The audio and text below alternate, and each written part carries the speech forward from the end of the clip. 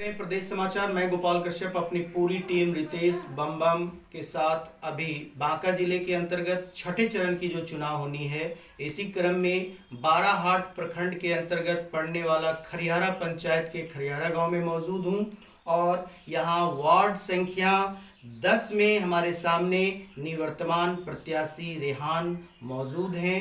अपने कुशल कार्यक्षेम के लिए ये जानी जाती हैं, पहचानी जाती हैं, अपने समाज में लोकप्रिय हैं और इसी क्रम में मैं अभी इनके पास आया हूं। इस बार इन्हें टेबल फैन छाप मिला है जो क्रमांक संख्या 6 पर है।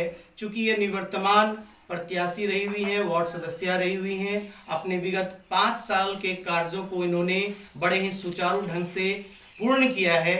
मैं सर्वप्रथम इनसे नाम पूछूंगा और इसके बाद इनके बगल में इनके सहयोगी पति मोहम्मद शमशाद बैठे हुए हैं, इनसे सारी जानकारी लूंगा। चूंकि बिहार सरकार महिला सशक्तिकरण की ओर एक बृहद पैमाने पर कदम उठाई हुई है और इसी महिला सशक्तिकरण की एक जीती जागती उदाहरण हमारे सामने रेहान बैठी हुई हैं।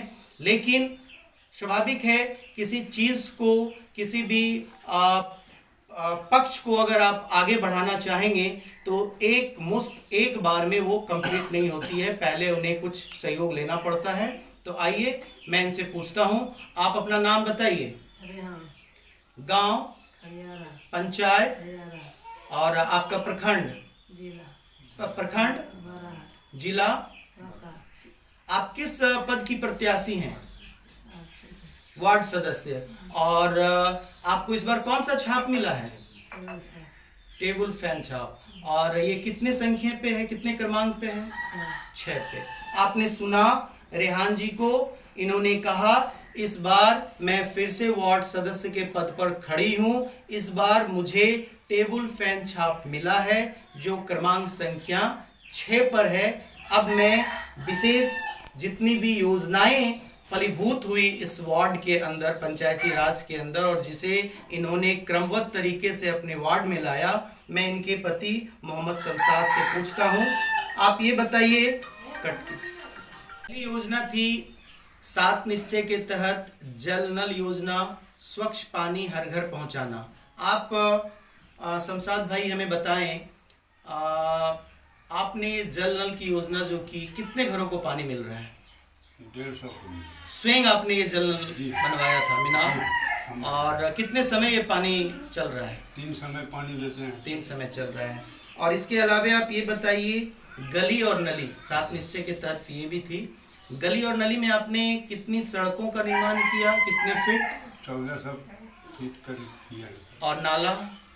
700 फीट किया, कुछ मनरेगा से किए हैं। जी हाँ। कुछ गली नली से भी किए। और ये बताइए, पेंशन के तहत 3 पेंशन योजनाएं चली थी, वृद्धा पेंशन, विधवा पेंशन और विकलांग पेंशन, इसके बारे में बताइए।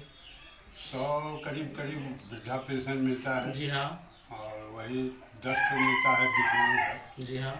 और 25 ठो मिला होगा ये सब विधवा। विधवा।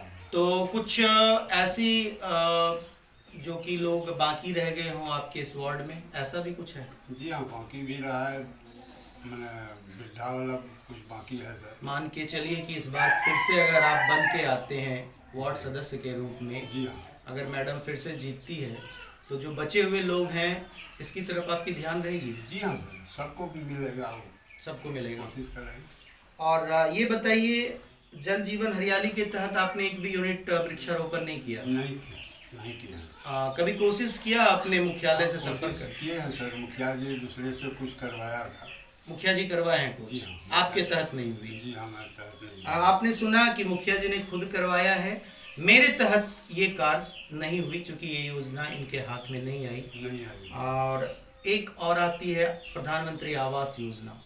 वैसे बीपीएल वाले लोग जिन्हें की ज़मीन नहीं है, उन्हें सरकार मुहैया कराती है बिल्डिंग बनाने के लिए, घर बनाने के लिए, आवास बनाने के लिए। तो ऐसे में आपने कितने लोगों को सहयोग किया? करीब 25 लोगों को किए हैं सर। और कुछ बाकी भी है? प्रधानमंत्री आवास बाकी है, 25-30 और बाकी है, गरीब सब जो है। तो ये आवास जो है सही लोगों में आवंटित हो रहा है या नहीं? जी हाँ। सही लोगों में आवंटित एकदम हुआ। सही लोग मंगवाए सर। बिल्कुल सही बात है। आपने सुना सबको आवास। सूची में नाम भी दिलवा दिए हैं सर। अच्छा, जो बाकी है तो सब सूची में नाम सबको दिलवा चुके हैं। जी हाँ। और स्वच्छता अभियान के तहत शौचालय की व्यवस्था थी, जी, शौचालय भी जिसमें कुछ किया है। सरकार ने 12,000 रुपये डायरेक्ट उनके अकाउंट पे। जी हाँ। तो आपने कितने लोगों को शौचालय करीब प्रोवाइड 25 किया आदमी को दिलवाए हैं सर। और कितने लोग और बचे? बाकी भी है 25-30 जो बनाया गया है वो सबका मना आ जाएगा। आ जाएगा। ये बताइए, किसी भी गांव का स्तर जो है शिक्षा पे और स्वास्थ्य पे डिपेंड करता है, तो आपके गांव की शिक्षा व्यवस्था और स्वास्थ्य व्यवस्था कैसी है? शिक्षा के बारे तो में अभी बताइए। ठीक है सर। आंगनबाड़ी हम लोग- केंद्र? आंगनबाड़ी भी ठीक है। हम जाते हैं, हफ्ता में जाते हैं देखने के लिए। स्वयं कभी आपने पोषाहार चखा है? जी हाँ। खाया है? हाँ जी, खाया कैसा है। रहता है? बढ़िया, अच्छा रहता है। ठीक रहता है। जी हाँ। और उप स्वास्थ्य केंद्र यहाँ है?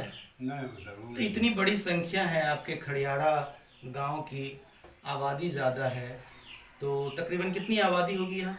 यहाँ आबादी तो 2000 के करीब है। तो सब मिलकर आप लोगों ने प्रयत्न नहीं किया उप स्वास्थ्य केंद्र का? ये सर हम वार्ड हैं सर, यहाँ तो मुखिया को चाहिए ये सब। तो मुखिया से कभी हाँ, वार्तालाप मुखिया हुई? से तलब भी किए थे सर, आ जाएगा आ जाएगा। आपने सुना, बड़ी आबादी का क्षेत्र है और यहाँ अल्पसंख्यक समुदाय के लोग रहते हैं, बहुत बड़ी संख्या है, बड़ी आबादी है। उप स्वास्थ्य केंद्र की यहाँ बहुत बहुत आवश्यकता जरूरी है, है सर। क्योंकि किसी भी तरह की बीमारी होने के बाद डायरेक्ट बांका जाना बाका पड़ता जाना है। पड़ता है। और वैक्सीनेशन आपने ले लिया है मैडम? वैक्सीनेशन ले लिया है? हाँ। आपने हाँ जी हाँ। कितने लोगों को प्रेरित किया है? करीब करीब हम अपने वार्ड में तो 200-250-300 से करीब लिया है। परसेंटेज अगर पूछे तो प्रतिशत 90% से ऊपर? जी हाँ, 90 से कम नहीं है। यानी 100 में 90 लोगों से ऊपर लोगों ने जो है वैक्सीनेशन करवा लिया है। एक बड़ी उपलब्धि है इस गांव की। बहुत बहुत धन्यवाद आपका। भविष्य के गर्त में क्या है ये तो कोई बता नहीं सकता है, लेकिन जिस हिसाब से आपने काम किया है, मैं आशा करता हूं कि फिर से आप वार्ड सदस्य के रूप में आएँ और लोगों की सेवा करें। इन्हीं शब्दों के साथ मैं अपने वक्तव्य को यहीं समाप्त करता हूं। जय हिंद। ऐसे ही वीडियोस देखने के लिए सब्सक्राइब करें प्रदेश समाचार नेटवर्क और लेटेस्ट वीडियोस के नोटिफिकेशन के लिए बेल आइकन दबाना ना भूलें।